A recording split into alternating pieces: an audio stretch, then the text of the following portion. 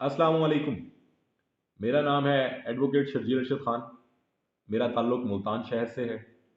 बतौर advocate high court मैं मुल्तान में प्रैक्टिस करता हूँ और साथ ही साथ आप लोगों तक कुछ अवेयरनेस के लिए और कुछ लॉ पॉइंट्स, कुछ जजमेंट्स आप लोगों तक पहुँचाता रहता हूँ ताकि आप लोगों के इल्म में इजाफ़ा हो सके और आप अपने आप को कॉन्फिडेंट फ़ील कर सकें। तो सबसे पहले आज का जो मेरा टॉपिक है वो इस टॉपिक पर है, वो इस पॉइंट पर है कि क्या आप एफआईआर दर्ज करवाने के लिए जब थाने में जाते हैं, दरख्वास्त लेकर थाने में जाते हैं और सामने बैठा हुआ तफ्तीशी, पुलिस ऑफिसर या फ्रंट डेस्क पर जहां आपने दरख्वास्त दी या एसएचओ आपकी एफआईआर काटने से इनकार कर देता है, तो आपके पास रेमेडी क्या है?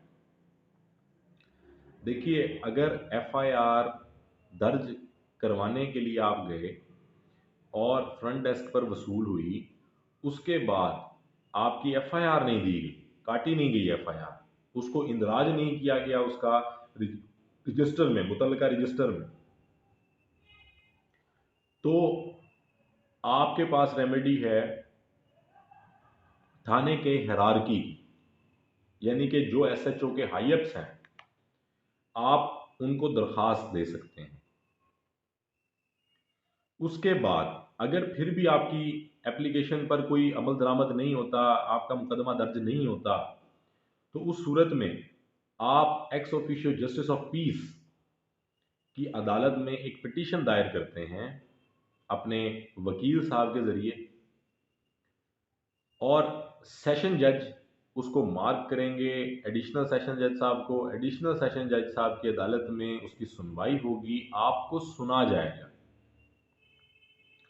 एफआईआर किन मुकदमात की दर्ज होती है कानून के मुताबिक। वो है कॉग्निजेबल ऑफेंस। सीआरपीसी में शेड्यूल दिया गया है, उस शेड्यूल में बताया जाता है कि कौन कौन से जराइम कॉग्निजेबल ऑफेंसेस हैं और कौन कौन से नॉन कॉग्निजेबल ऑफेंसेस हैं। अब जो कॉग्निजेबल ऑफेंस है उसका मतलब है कि ये काबिले दस्त अंदाजी पुलिस है, यानी कि इनके ऊपर पुलिस चार्ज ले सकती है directly without warrant. Without warrant investigate कर सकती है, विदाउट वारंट अरेस्ट कर सकती है, विदाउट वारंट हर काम पुलिस कर सकती है एज इफ कि उसको इलाका मजिस्ट्रेट से वारंट दिया गया हो।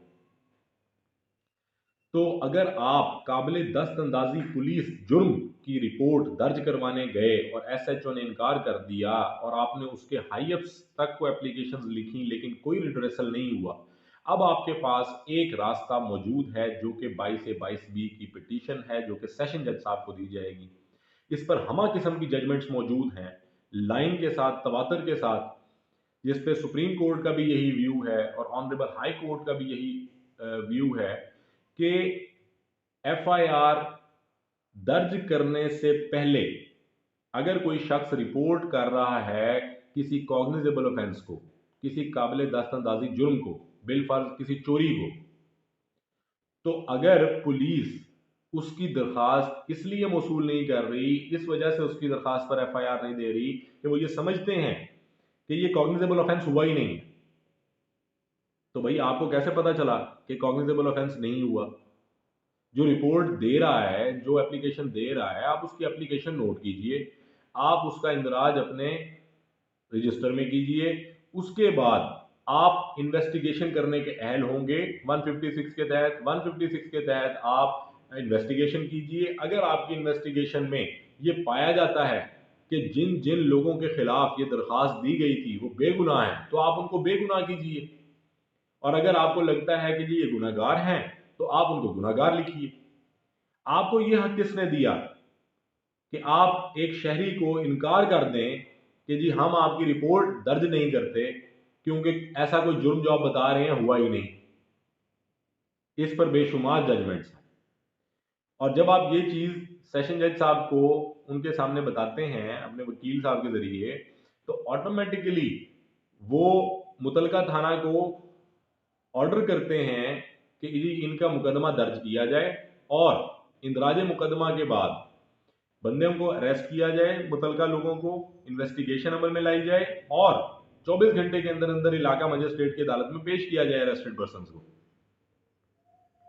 तो जनाब आपके पास बतौर शहरी हकूक मौजूद हैं, पुलिस हो या उसके हाईअप्स जितने भी हों, अगर वो आपकी बात नहीं सुनते तो शहर का जो सबसे बड़ा जज होता है वो सेशन जज है, उसके पास पावर है कि वो थाने को कंट्रोल कर सकता है, वो थाने को डिक्टेट कर सकता है, वो थाने को ऑर्डर कर सकता है।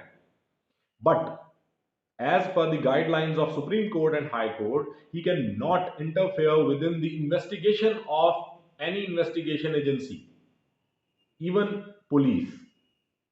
लेकिन इंदराज मुकदमा ये हर शहरी का हक है और इस हक को कोई भी मजरू नहीं कर सकता। तो जनाबे वाला, आप लोगों के साथ आज की गुफ्तगू यहीं तक ख़त्म करेंगे। इंशाल्लाह अगली दफ़ा दोबारा मुलाकात होगी नए टॉपिक, नए मामलात के साथ। तब तक के लिए मैं इजाज़त चाहूँगा। शुक्रिया। अल्लाह हाफ़िज़।